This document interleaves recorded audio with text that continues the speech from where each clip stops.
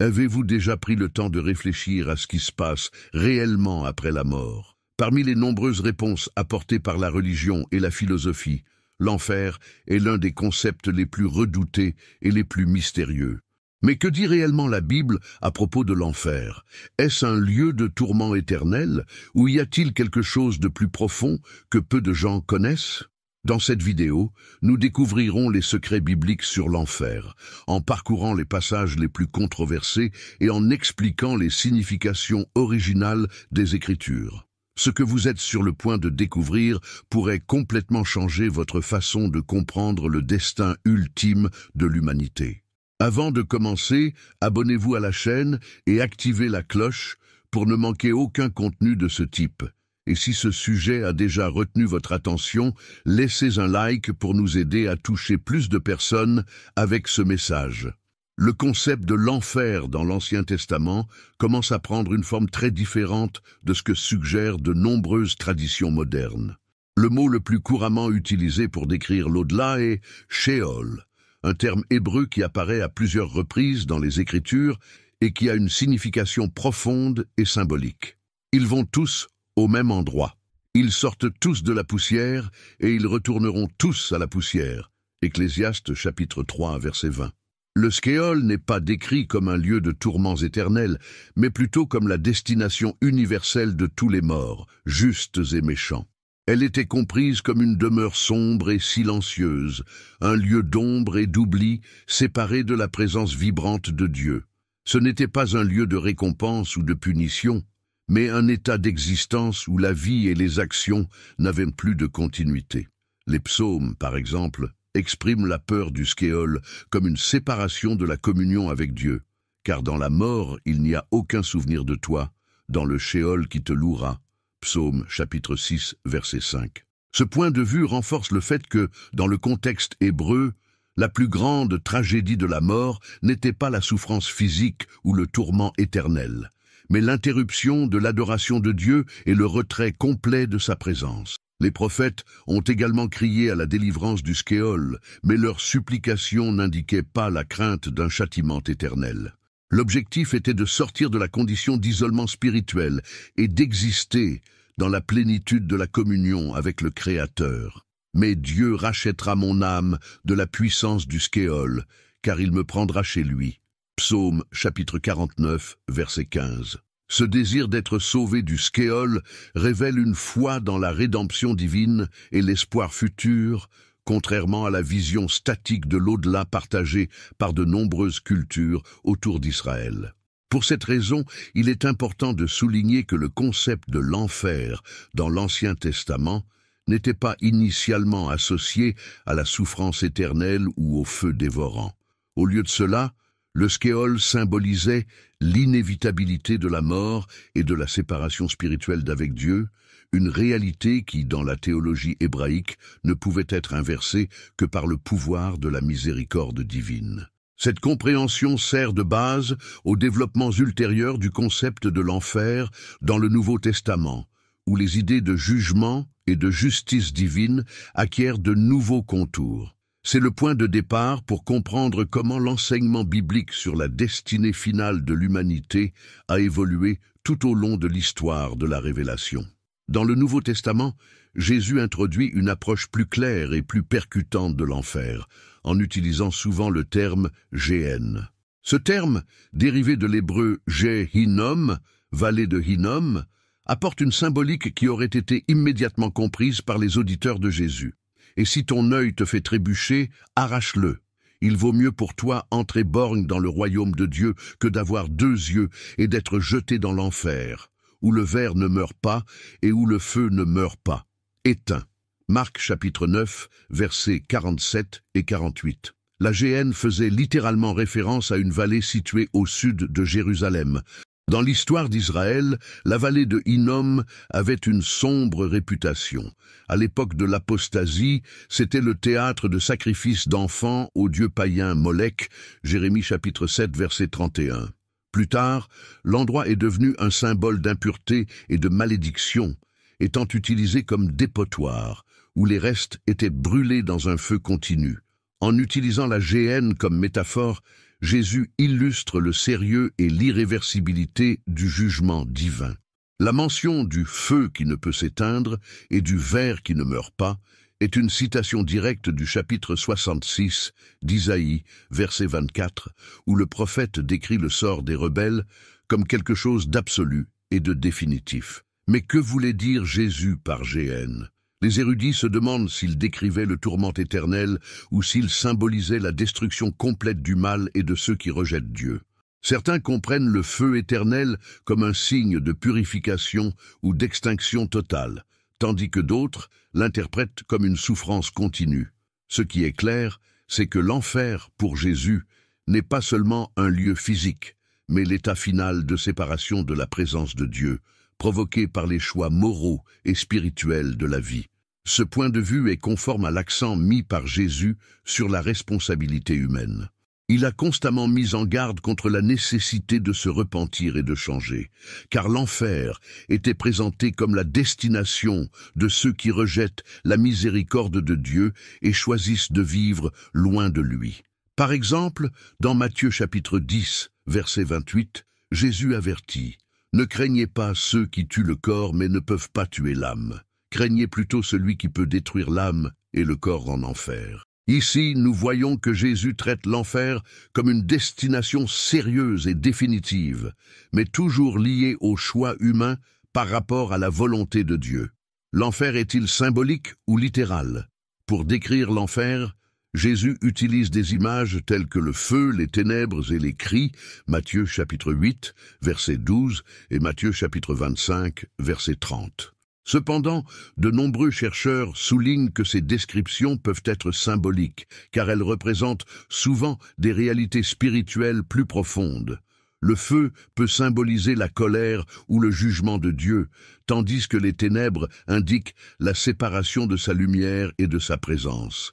Ces symboles ne diminuent pas la gravité de l'enfer, mais ils aident à comprendre qu'il ne s'agit pas seulement d'un lieu physique, mais d'une condition éternelle de séparation et de perte. Si vous trouvez cette étude intéressante, laissez un like et commentez. Que pensez-vous que Jésus voulait dire par GN? Votre interaction est essentielle pour que nous puissions continuer à explorer les vérités bibliques en détail. Parmi les images les plus puissantes et les plus redoutées associées à l'enfer, le feu éternel est certainement la plus récurrente. Des textes tels que Apocalypse chapitre 20 verset 10 décrivent l'étang de feu comme la destination finale de Satan, des méchants et de tout ce qui s'oppose au plan de Dieu. Et le diable, qui les séduisait, fut jeté dans l'étang de feu et de soufre, où se trouvent déjà la bête et le faux prophète, et ils seront tourmentés jour et nuit au siècle des siècles. Apocalypse chapitre 20, verset 10. La description semble suggérer un scénario littéral de souffrance éternelle. Cependant, une étude plus approfondie des Écritures montre que cette image est souvent symbolique, chargée de profondes significations spirituelles. Le feu dans la Bible, symbole de jugement et de purification. Dans la Bible, le feu apparaît à plusieurs reprises comme symbole du jugement de Dieu. Par exemple, dans des textes tels que Malachie chapitre 3, versets 2 et 3, le feu est décrit comme purifiant, éliminant l'impureté et rétablissant la justice. Il est comme le feu d'un orfèvre, et comme le savon des foulons. Il servira d'affineur et de purificateur de l'argent. Cette métaphore suggère que le feu est non seulement destructeur, mais aussi correctif et rédempteur, selon le contexte. Cependant, lorsqu'il est appliqué à l'enfer, le feu éternel est souvent compris comme la manifestation du jugement final de Dieu, représentant l'éradication complète du péché et de tout ce qui est contraire à sa sainteté. Est-ce littéral ou symbolique? La vision littérale du feu éternel implique une souffrance consciente et sans fin, comme l'enseignent de nombreuses traditions chrétiennes. Cependant, certains chercheurs soulignent que le feu, dans le contexte apocalyptique, peut être symbolique, représentant une réalité spirituelle définitive, et pas nécessairement une expérience physique continue. Par exemple, Jésus utilisait souvent des images symboliques pour décrire l'enfer. Dans Matthieu chapitre 25, verset 41, il dit « Puis il dira aussi à ceux qui seront à sa gauche, Éloignez-vous de moi, maudits, dans le feu éternel préparé pour le diable et ses anges. Bien que le feu éternel soit mentionné, le texte met l'accent sur la séparation d'avec Dieu, qui pour de nombreux théologiens est la véritable essence de l'enfer. De plus, dans Thessaloniciens 2, chapitre 1, verset 9, l'apôtre Paul décrit le sort des méchants comme suit. Ceux-ci subiront le châtiment de la destruction éternelle, de la séparation de la présence du Seigneur et de la gloire de sa puissance. Ici, la destruction éternelle semble indiquer un état final de non-existence ou une ruine spirituelle irréparable, plutôt qu'une souffrance sans fin. Le lac de feu, une fin absolue. Le lac de feu, dans l'Apocalypse, est souvent compris comme le lieu où tout ce qui est contraire à la volonté de Dieu prend fin. C'est le destin du diable, de la bête et des faux prophètes, les forces qui symbolisent l'opposition ultime à Dieu. Mais ce feu éternel est-il un processus continu de punition ou un événement qui mène à l'anéantissement complet? De nombreux théologiens estiment que les temps de feu symbolisent la fin absolue du mal. L'idée de tourment jour et nuit peut être un langage hyperbolique pour souligner la gravité et l'irréversibilité du jugement divin.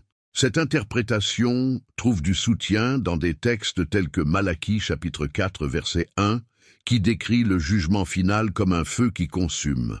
Car voici, le jour vient, brûlant comme une fournaise. Tous les orgueilleux et tous ceux qui font le mal seront comme de la balle. Le jour qui vient les consumera, dit l'Éternel des armées, et il ne leur laissera plus rien, racine ni branche.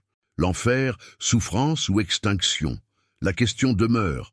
L'enfer est-il un état de souffrance continue ou la fin de l'existence? L'Écriture offre place aux deux interprétations, selon le contexte et l'approche théologique. Alors que certains voient l'enfer comme une punition éternelle et consciente, d'autres y voient une métaphore de la destruction ultime, l'anéantissement total de ceux qui rejettent Dieu. Dans les deux cas, le feu éternel n'est pas seulement une question de punition, mais aussi de sérieux des choix humains et de suprématie du plan divin. Si cette analyse a élargi votre compréhension, n'oubliez pas d'aimer la vidéo et de la partager avec d'autres personnes susceptibles d'être intéressées par le sujet. Votre participation est essentielle pour que nous puissions continuer à explorer les vérités bibliques en profondeur. Parmi les enseignements les plus marquants de Jésus figure le récit du jugement final, tel que décrit dans Matthieu 25. Ici, il présente une vision claire et solennelle de la séparation finale entre les justes et les méchants. Et ceux-ci entreront au châtiment éternel, mais les justes à la vie éternelle. Matthieu chapitre 25, verset 46. Le mot « éternel » dans l'original grec est « aionios », un terme qui peut être traduit par « éternel », mais qui a aussi le sens de « appartenance à une époque » ou de quelque chose d'impact permanent. Cette distinction laisse place à différentes interprétations. Certains chercheurs soulignent que Jésus ne se concentre peut-être pas sur la durée temporelle du châtiment, mais plutôt sur ses conséquences définitives et irréversibles. Jésus précise que le jugement final n'est pas un événement arbitraire. Elle reflète les choix de chacun tout au long de sa vie. Ceux qui rejettent Dieu et son amour par leurs propres décisions choisissent une destinée de séparation éternelle. D'un autre côté, ceux qui embrassent la foi et vivent selon les principes du royaume héritent de la vie éternelle, un état de pleine communion avec Dieu. Dans Matthieu chapitre 25, versets 31 à 46, Jésus sépare les brebis et les chèvres en fonction des actions accomplies dans la vie. Les justes, symbolisés par le mouton, faisaient preuve d'amour pour les autres, de compassion et d'obéissance à Dieu. Les méchants, symbolisés par les chèvres, ignoraient ceux qui étaient dans le besoin et rejetaient les principes divins. Ce jugement souligne que l'enfer n'est pas seulement un châtiment, mais la conséquence naturelle d'une vie vécue loin de Dieu. La Bible décrit l'enfer essentiellement comme un état de séparation d'avec Dieu. Dans Thessaloniciens 2, chapitre 1, verset 9, Paul écrit « Ceux-ci subiront le châtiment de la destruction éternelle, de la séparation de la présence du Seigneur et de la gloire de sa puissance. » Cette séparation est ce qui rend l'enfer si terrible.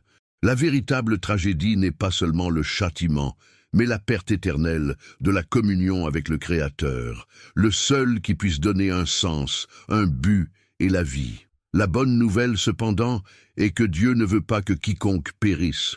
Le Seigneur ne tarde pas à accomplir sa promesse, comme certains le pensent, mais il est patient envers vous, ne voulant pas qu'aucun périsse, mais voulant que tous arrivent à la repentance.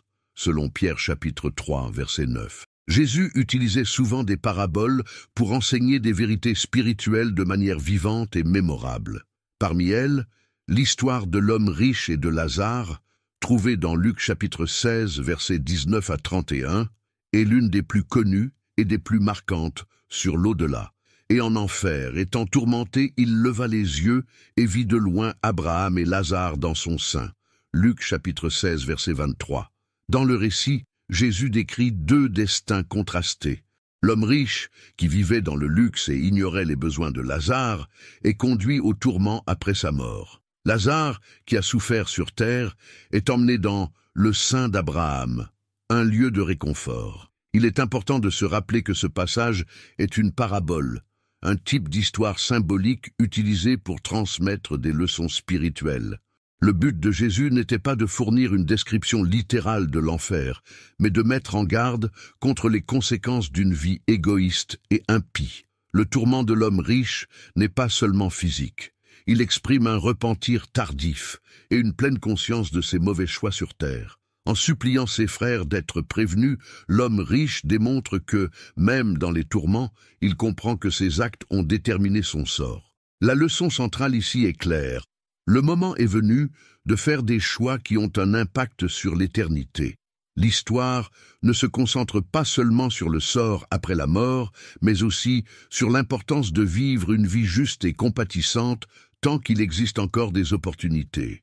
Même si la parabole est sombre, elle est aussi porteuse d'espoir. La présence de Lazare dans le sein d'Abraham symbolise la consolation qui attend ceux qui souffrent dans ce monde mais restent fidèles à Dieu.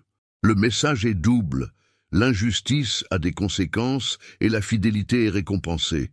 Si vous avez été avec nous jusqu'à présent, félicitations pour vous être consacrés à la compréhension profonde des Écritures. Cela montre votre désir de grandir spirituellement. N'oubliez pas de vous abonner à la chaîne, d'aimer et de partager vos réflexions dans les commentaires. Continuons ensemble ce voyage d'apprentissage. La Bible ne laisse aucun doute sur le fait qu'il y aura un châtiment pour les méchants. Mais l'aspect le plus remarquable de ce jugement est qu'il reflète à la fois la justice et l'amour de Dieu. Dans Romains chapitre 6, verset 23, Paul écrit « Car le salaire du péché, c'est la mort, mais le don de Dieu, c'est la vie éternelle en Jésus-Christ, notre Seigneur. » Ce passage présente un contraste puissant. Alors que le péché mène à la mort, à la fois physique et spirituelle, Dieu offre un don inestimable et immérité, la vie éternelle en Christ. Pour certains, l'enfer peut sembler incompatible avec un Dieu aimant. Mais ce que la Bible nous montre, c'est que l'enfer est le reflet de la justice divine et, paradoxalement, aussi de son respect pour la liberté humaine. Dieu, dans son amour infini, n'oblige personne à l'aimer ou à vivre en sa présence. Il permet à chacun de choisir son destin, et l'enfer est la conséquence naturelle d'un rejet définitif de sa grâce. Cette vision est soulignée dans Jean chapitre 3, versets 19 à 20. Et voici la condamnation. La lumière est venue dans le monde, et les hommes ont préféré les ténèbres à la lumière, parce que leurs actions étaient mauvaises. Ici, nous voyons que la condamnation n'est pas un acte arbitraire de Dieu, mais un choix délibéré de ceux qui préfèrent les ténèbres à la lumière. L'enfer, dans ce sens, concerne moins le fait que Dieu envoie quelqu'un là-bas que la décision de l'individu de vivre loin de lui.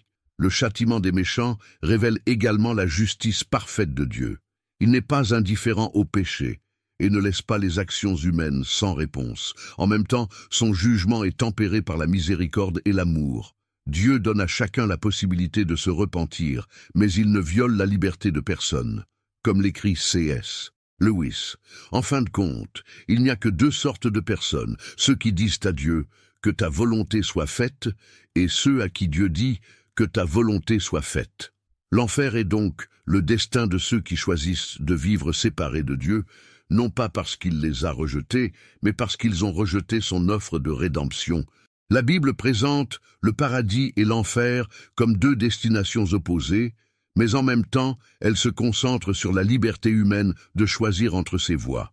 Les deux ne sont pas seulement des lieux, mais des états d'être qui reflètent des choix fondamentaux faits au cours de la vie.